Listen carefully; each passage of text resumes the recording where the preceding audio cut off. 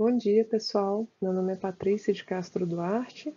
Eu sou médica veterinária do Biotério Central da UFMG e vou falar hoje sobre Pseudomonas aeruginosa. Então, lembrando que eu não sou especialista no assunto, né? A gente está aqui num grupo de discussão, então eu conto com a contribuição de vocês ao final e com a paciência de vocês me ouvirem falar do assunto, que é resultado de uma pesquisa de algumas semanas aí, alguns artigos, né? Então é um apanhado que pode não, com certeza, né, não vai esgotar o assunto. Inicialmente, falando sobre as características básicas do Pseudomonas aeruginosa, ele é um bacilo gram-negativo, não formador de esporos. Ele se reproduz principalmente em ambientes quentes e úmidos, então garrafas, bebedouros. Então, pensando nas gaiolas dos nossos animais, são fontes aí constantes de contaminação. E não faz parte da microbiota natural dos camundongos, mas pode ser isolada em camundongos sadios, assim como ratos também. E pode ser isolado de carreadores humanos, inclusive nas fezes. E a importância do Pseudomonas se dá principalmente quando a gente pensa em pacientes, né, ou pessoas ou animais com imunossupressão. E é uma bactéria estudada principalmente por causar pneumonia nos pacientes hospitalizados e causar morte mesmo após a alta hospitalar, devido a lesões secundárias em órgãos-alvo. Né? Então, a sepse que pode ser acarretada por esse patógeno oportunista. E da mesma forma, em camundongos neutropênicos e linfopênicos, a gente observa uma alta mortalidade quando existe a infecção por Pseudomonas aeruginosa. Então, são infecções oportunistas, como eu comentei, e é bastante estudado em seres humanos que têm fibrose cística. Então, os ratos e os camundongos eles vão ser modelo principalmente para o estudo desse tipo de infecção. Ele tem vários fatores de virulência, que eu vou voltar a falar mais na frente, mas aqui citando só os principais, né? Então, eles têm uma cápsula de alginato, tem pile, tem flagelo, tem lipopolissacarídeos, substâncias extracelulares que são secretadas, como enzimas e toxinas, então as exotoxinas, que são muito importantes, e o sistema de secreção do tipo 3, que eu comentei na palestra de salmonelose, no dia do estudo, né, sobre salmonelose. O Pseudomonas também tem esse sistema de secreção, e não só o tipo 3, como outros tipos também. Tem 6 tipos de sistema de secreção que vão auxiliar aí nessa secreção de toxinas no ambiente e dentro das células hospedeiras. Esse patógeno ele também vai ser bastante resistente a compostos de amônio quaternário, como o clorxilenol, e resistente a hexclorofenos. Então, eles vão crescer mesmo em frascos de antissépticos utilizados aí para poder desinfectar o ambiente, como Dettol e acetrimida. Vai ser sensível aos sais de prata ácidos e ao beta-glutaraldeído.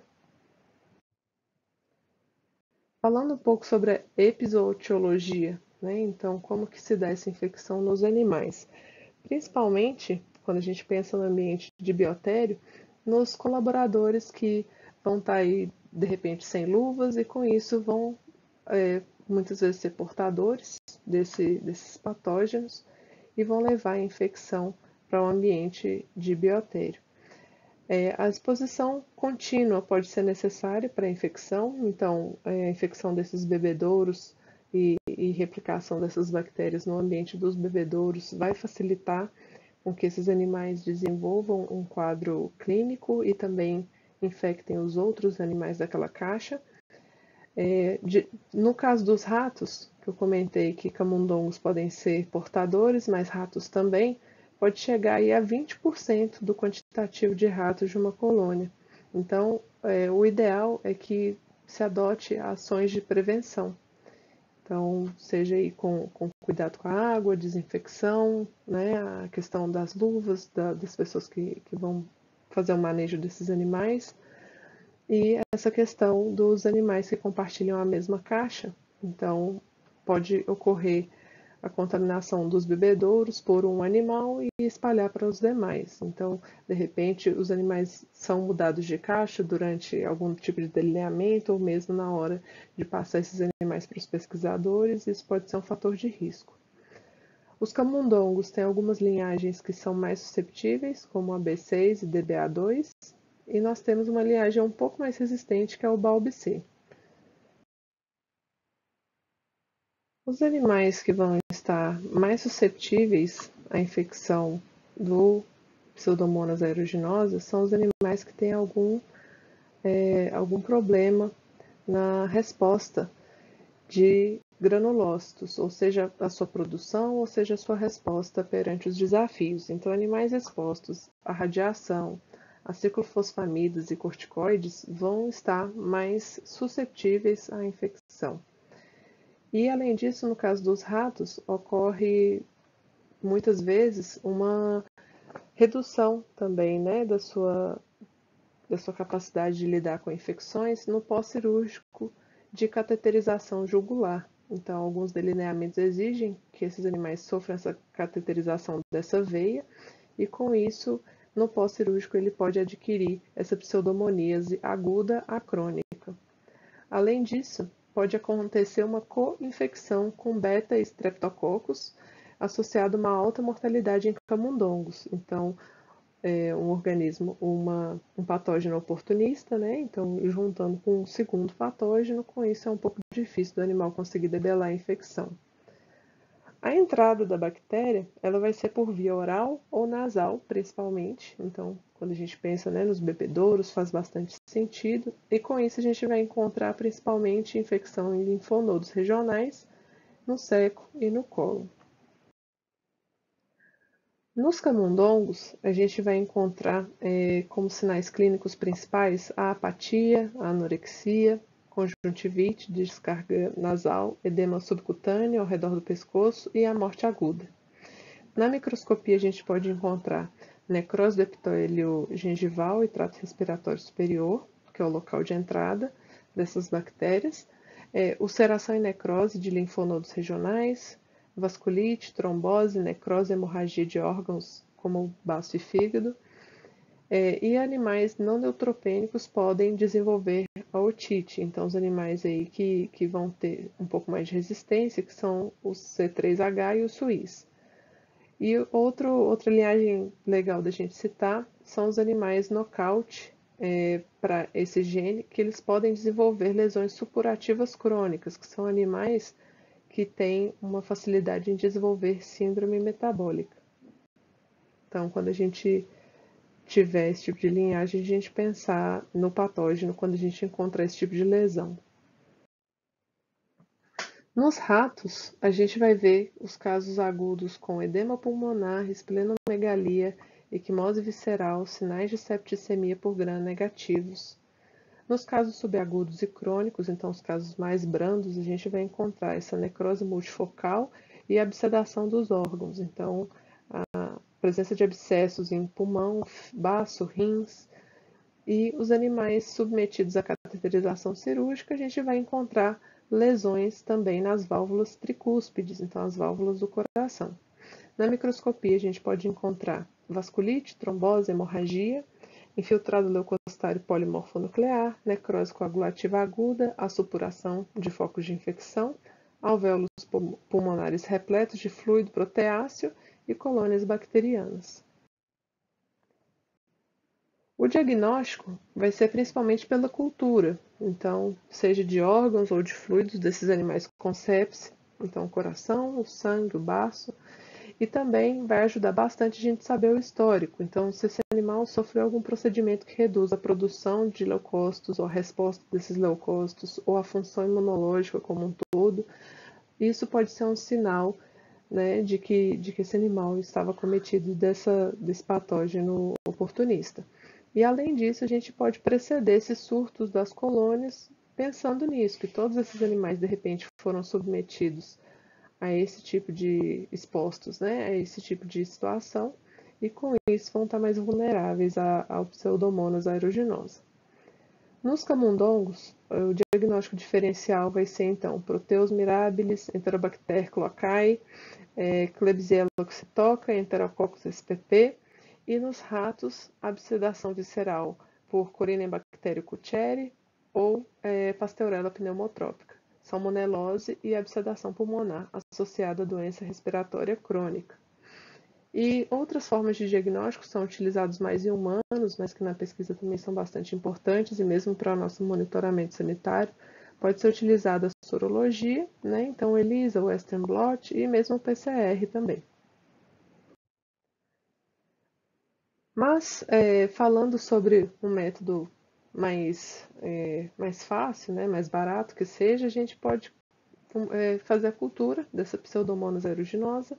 Então, sabendo aí que é um micróbio que é aeróbio, móvel, oxidase positivo, beta-hemolítico, enhaga sangue, tem cor e odor característicos, tem motilidade, cresce a 42 graus Celsius, reduz nitrato a nitrito, lisina descarboxilase negativo, acetamida positivo, malonato positivo, citrato positivo, indol negativo, forma ácido oxidativamente a partir da glicose do manitol, é incapaz de oxidar maltose e lactose, negativo para DNase e tem sensibilidade à polimixina B.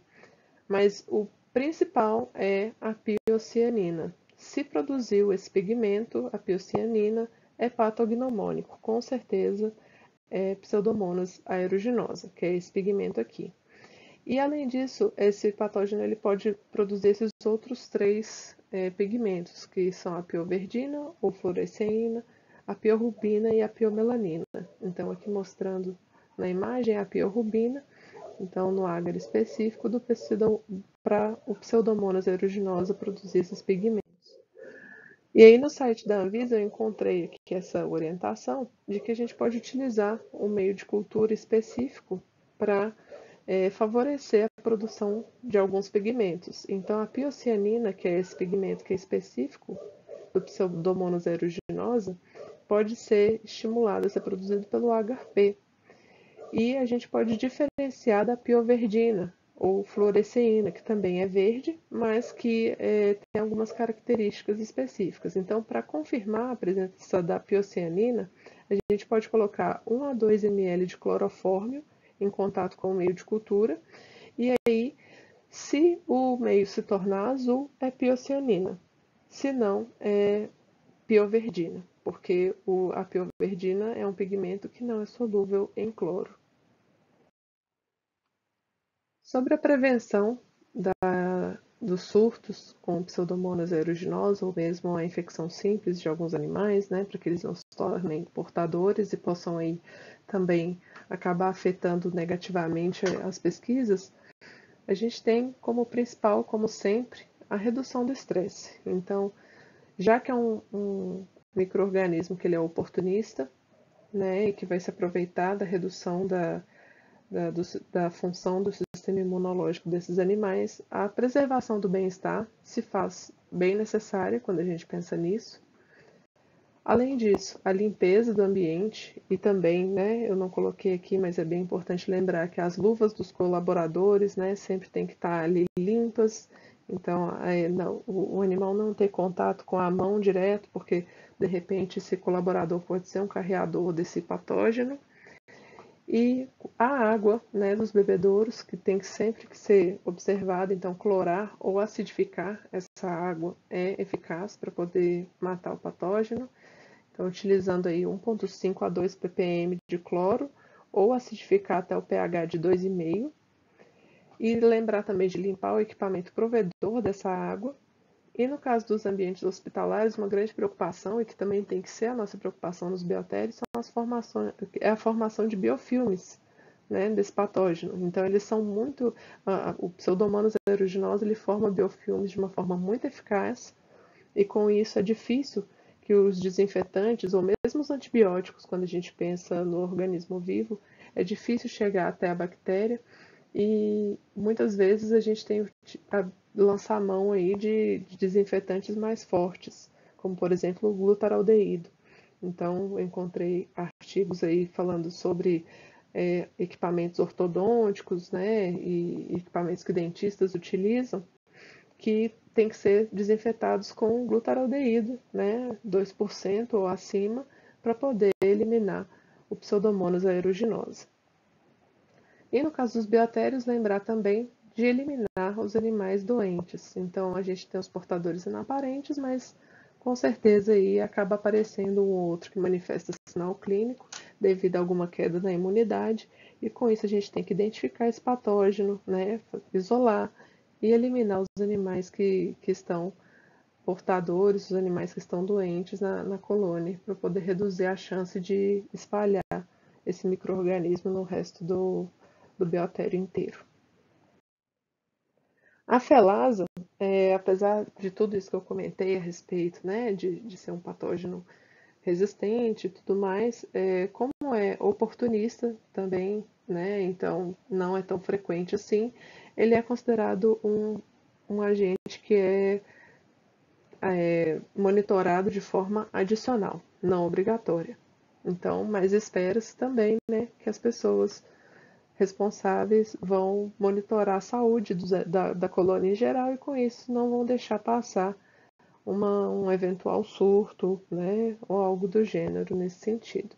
Então, tanto em ratos quanto em camundongos, a gente vai ter aí essa lista de agentes adicionais e o Pseudomonas aeruginosa está entre eles.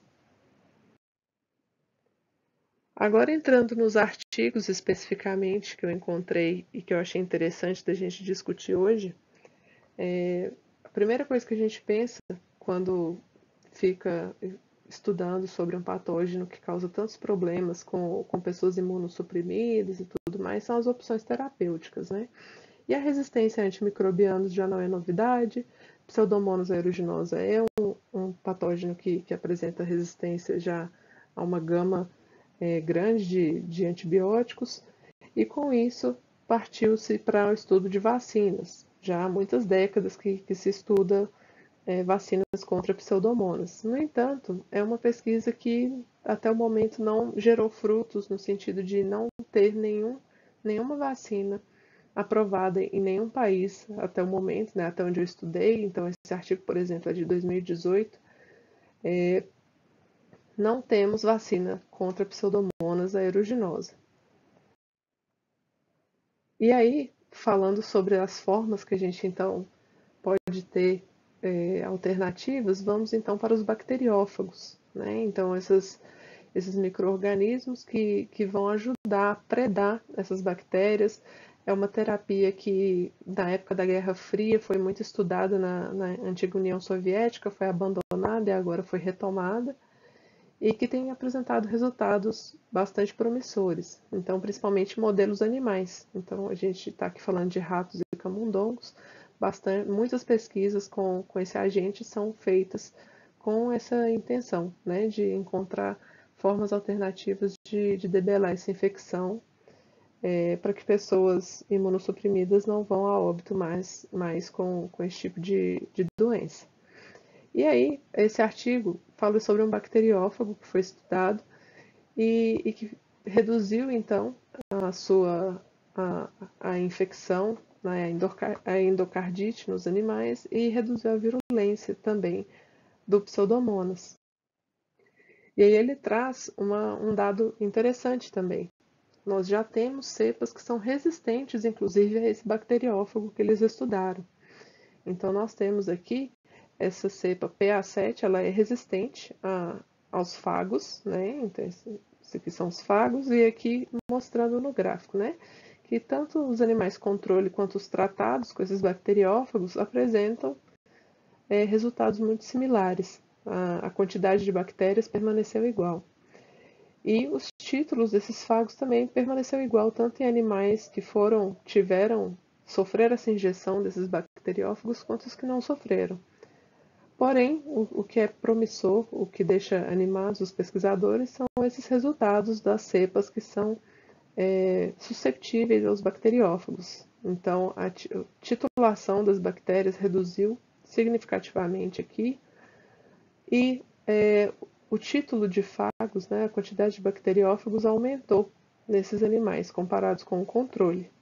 E aí aqui a gente vê um coágulo no soro, né, lisado, devido à não atuação dos bacteriófagos. Então aqui as bactérias, né, Pseudomonas aeruginosa, conseguiu se reproduzir livremente.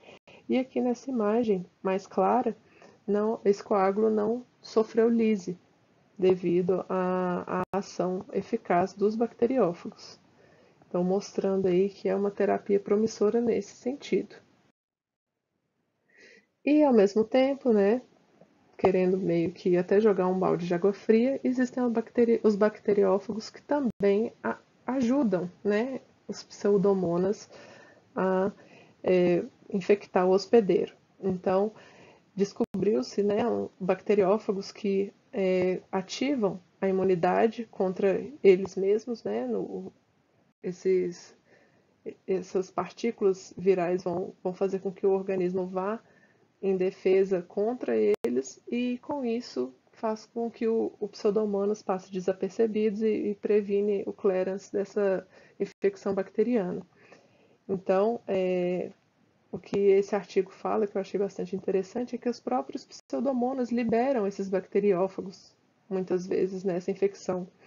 E eles viram em infecções de feridas que até 68% dessas feridas estavam infectadas com Pseudomonas aeruginosa, que também já levavam consigo esses bacteriófagos, que faziam com que o sistema imunológico fosse menos eficaz contra elas, né? Então, a tal da evolução também tem dessas coisas, né? A gente fica animado com uma coisa, mas a gente tem que levar em consideração a interação de todos esses micro-organismos na hora de pensar na doença. E esse artigo, pensando em alternativas, né, de todas as formas para tentar dar uma alternativa para quem sofre dessas infecções oportunistas e tem sistema imunológico mais fraco, sabe-se que mulheres, em geral, são mais resistentes à sepse, a quadros sépticos em geral. Então, eles utilizaram esse medicamento aqui, né, que é um agonista do receptor beta-estrogênico, para poder avaliar se protegeria ou não contra a morte no caso do choque séptico. E viram que essa medicação, que é um similar do estrogênio, foi eficaz sim em prevenir a morte por choque séptico. Então, uma alternativa que também, pelo jeito, não foi muito para frente, né? Mas que existe na literatura. Esse artigo eu trouxe porque eu achei ele bem interessante, porque ele utiliza a tomografia com emissão de positron. Então, eles utilizam o PET scan para avaliar esse marcador, que é a pioverdina, no Pseudomonas aeruginosa, e com isso rastrear onde que essas bactérias estão se replicando no organismo. Então, eles utilizaram um modelo de rato e camundongo. Nos ratos, eles injetaram por via intratraqueal essas colônias de bactéria, e aí com 45 minutos de injeção, eles conseguiram essas imagens, mostrando que essas bactérias estavam se replicando principalmente em rins e bexiga. E nos camundongos, eles fizeram essa injeção intramuscular e viram então que houve uma replicação intensa também nessa região de trato reprodutor, então aumentando aqui gradativamente o número de unidade formadora de colônia, mesmo com a injeção sendo intramuscular. Esse outro artigo mostra também a influência da forma que a gente faz essa infecção da Pseudomonas aeruginosa no quadro clínico apresentado no modelo animal. Então, a gente utiliza bastante na pesquisa os ratos e camundongos, tentando descobrir coisas a respeito de pacientes com fibrose cística, que são muito suscetíveis à infecção por Pseudomonas aeruginosa. E aí, temos alguns problemas nisso, né? Porque o paciente com fibrose cística, ele já tem um pulmão que está ali com aquela infecção crônica e a infecção com pseudomonas ou qualquer outro patógeno oportunista, ela vai se dar de uma forma prolongada e esses animais acabam vindo a óbito às vezes muito rápido, sofrendo choque séptico muito rápido. Então eles pegaram partículas de diferentes tamanhos, né? Eles pegam partículas de alginato para fazer essa infecção com colônias de bactéria ali e viram que comparando partículas menores ou maiores, então aqui eles usaram, né, small ou large, né, eles viram que existia uma diferença grande na forma de manifestação da doença. Então, nos animais que sofreram a infecção com partículas pequenas, essa infecção ela foi mais aguda, ela foi mais eficaz, vamos dizer assim, no sentido de que ela foi para a periferia do pulmão e ali formou esses biofilmes pequenos e que se alastraram, e já os grupos de animais com partículas grandes tiveram uma formação de biofilmes um pouco mais superior, então não chegou tão às periferias do pulmão. E com isso, a imagem que eles viram foi essa. Então, os animais que tinham sido infectados utilizando partículas maiores de unidades formadoras de colônia, dessas pecinhas de alginato, eles tiveram esse tipo de imagem nos pulmões, então de colônias maiores, né? E enquanto as menores partículas chegaram a mais lugares do pulmão. Então, foi uma infecção um pouco mais aguda do que esses primeiros aí. Outra questão são pessoas diabéticas, então tanto animais quanto pessoas diabéticas são mais sujeitas à infecção por Pseudomonas aeruginosa, no caso de pessoas principalmente feridas, contaminadas, e aí eles viram que um medicamento que eles estudaram que reduz a glicose sanguínea, reduz a glicemia, também reduz a infecção respiratória nesses camundongos diabéticos. Então, mostrando a importância também dos pacientes que são diabéticos terem a sua glicemia sempre controlada para reduzir a chance deles se infectarem com esse patógeno oportunista.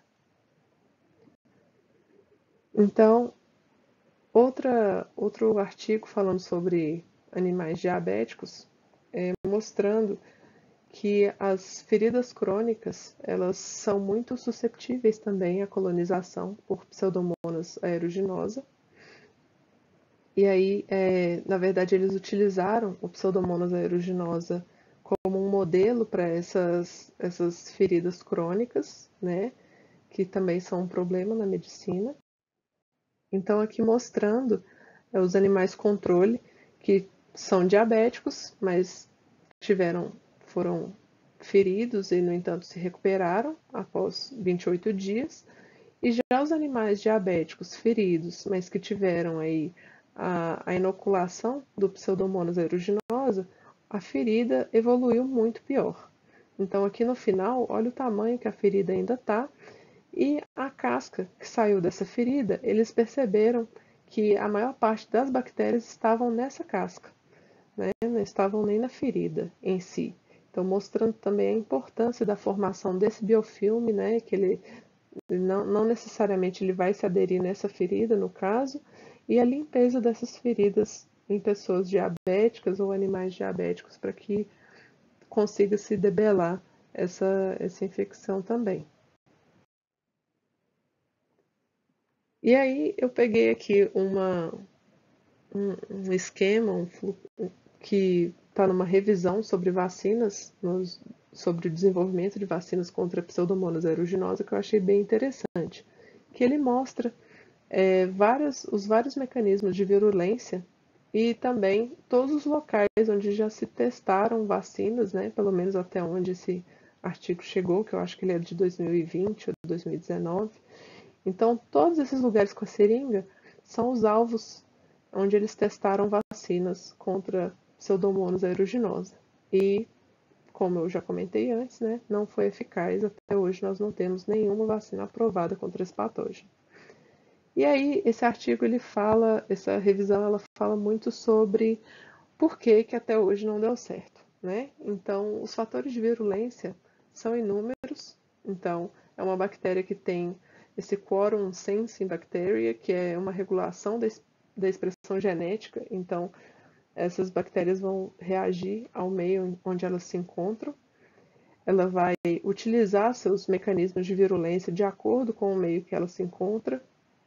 Então, é bem comum, eu lendo os artigos percebi isso, né? Então, estudar se aquela cepa ela está manifestando mais qual característica, se ela está utilizando mais esse mecanismo, né, de secreção do tipo 3, se ela está fazendo mais, mais secreção de toxinas, né? E com isso, ela vai se tornar, então, bastante adaptada ao meio em que ela se encontra.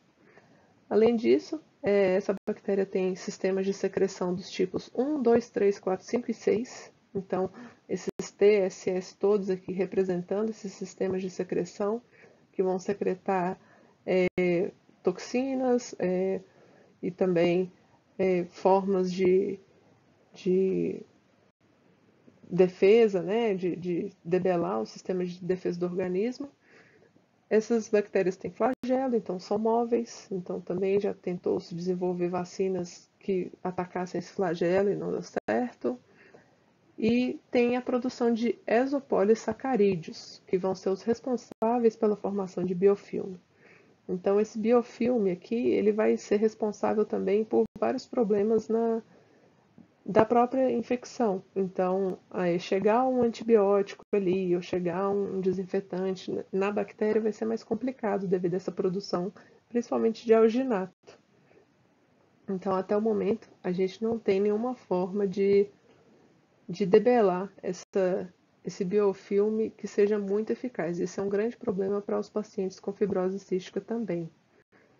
E aí, o artigo fala muito sobre a pressão de seleção, que provavelmente aconteceu também com o Pseudomonas aeruginosa, devido a ele ter se desenvolvido em um ambiente pulmonar, que é hostil, e com isso teve essa pressão de seleção. Então, o ambiente pulmonar hostil fez com que sobrevivessem apenas as bactérias aí com mais fatores de virulência também. Além disso, a gente tem também a questão da genética dos pacientes. Então, vai haver uma interação entre a resposta das bactérias frente ao sistema imunológico, de acordo com a genética de cada paciente. Tem artigos que mostram isso. Temos uma diversidade grande de sorotipos.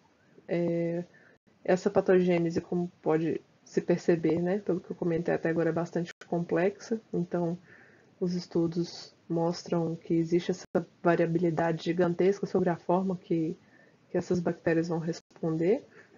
E temos um problema com o modelo animal, porque ratos e camundongos, eles são animais pequenos que sofrem sepse com um pouco mais de facilidade, comparados principalmente aos seres humanos imunossuprimidos, né?